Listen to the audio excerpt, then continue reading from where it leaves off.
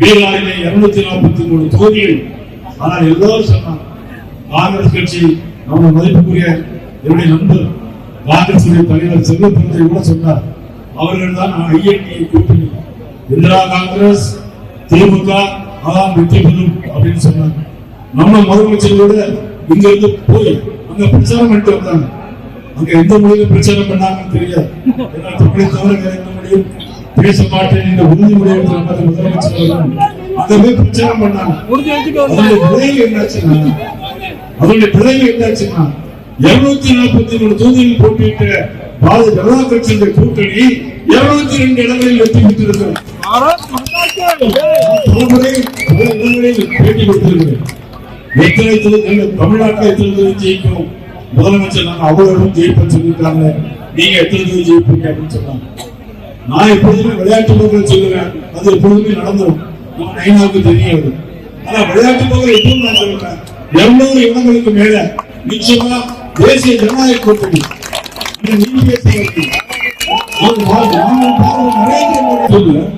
ஆண் பெண்ணு தனியாக இருக்கும் பொழுது அந்த ஆணை அறிவானால் வெட்டிவிட்டு அந்த பெண்ணை அப்படி அழகாக 19 வயது பெண்ணை அலக்காலத்தில் கொண்டு விடிய காலம் 4 மணி வரையில் பாலியல் பலாத்காரம் பண்ணியிருக்கிறார்கள். அவ்வளவுதான் என்ன மைக்கை இப்போது சொல்ல முடியும். அதற்கு மேலே நடந்த விஷயங்கள் சொல்ல முடியாது. காரணம் பெண்கள் அதிகமாக இருக்கிறார்கள். அவ்வளவு மோசமான செயல். அந்த பெண்ணை பெற்றவர்கள் எவ்வளவு வைத்தறிச்சப்பட்டிருப்பார்கள், எவ்வளவு வேதனைப்பட்டிருப்பார்கள். நம்ம வீட்டில் ஒரு பெண்ணுக்கு அந்த மாதிரி ஒரு சம்பவம் நடந்தால் யார் பொறுப்பேற்க முடியும்? தமிழக முதலமைச்சர் பொறுப்பேற்பாரா? அது மட்டுமல்ல, எல்லா இடங்களிலும் பாதிப்பார்கள். கள்ளக்குறிச்சியில் 65 பேர் இறந்து போனார்கள். கள்ளசாராயம் கோவில்பட்டி பகுதியில் விவசாயி இறந்து போனால், அந்த கரண்டூர் அடிப்பட்டு இறந்து போனால் 2 லட்சம் 3 லட்சம். ஆனா கள்ளக்குறிச்சியில் கள்ளசாராயம் செத்து போனால் 10 லட்சம் ரூபாய் கொடுக்கிற அரசு. அவ்வளவு அருமையான அரசு இந்த அரசு. இதைத்தான் பார்த்துக் கொள்ள வேண்டும். இன்னும் நிறைய விஷயம். 100 நாள் வேலைக்கு அதிகமாக நிதி கொடுப்பது மத்திய அரசு, ஆனால் பேர் வாங்குறது மாநில அரசு. கேட்டால் நிதி வரவில்லை என்று சொல்வார்கள்.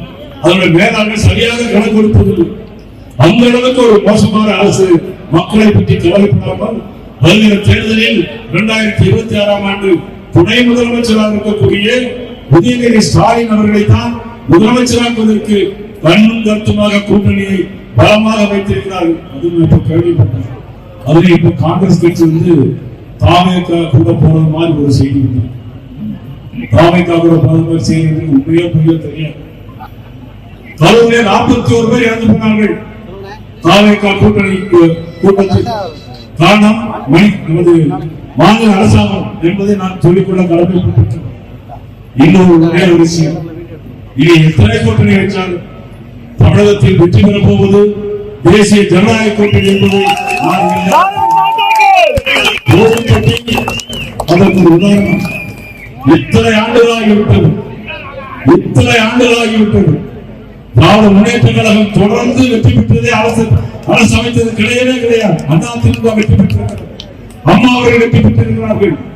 இருந்தாலும் மறைந்தாலும் பேர் சொல்ல வேண்டும், இது போல யாருக்கு உறுதி சொல்ல வேண்டும் என்று வாழ்ந்தவரை ஒப்பந்தத்தில் வெற்றியாக 3 முறை தொடர்ந்து அமைச்சராக, குஜராத் மாநிலத்திலே 3 முறை அமைச்சராக இருந்ததும் பாரதவர் நரேந்திர மோடி அவர்கள் 3வது முறையாக பாரத நாட்டின் பூர்வமாக வந்து இந்த நாட்டை, தமிழ்நாட்டை மீண்டும் தேசிய ஜனநாயக கூட்டணி வெற்றி பெற செய்ய போவதும் நமது பாரத நரேந்திர மோடி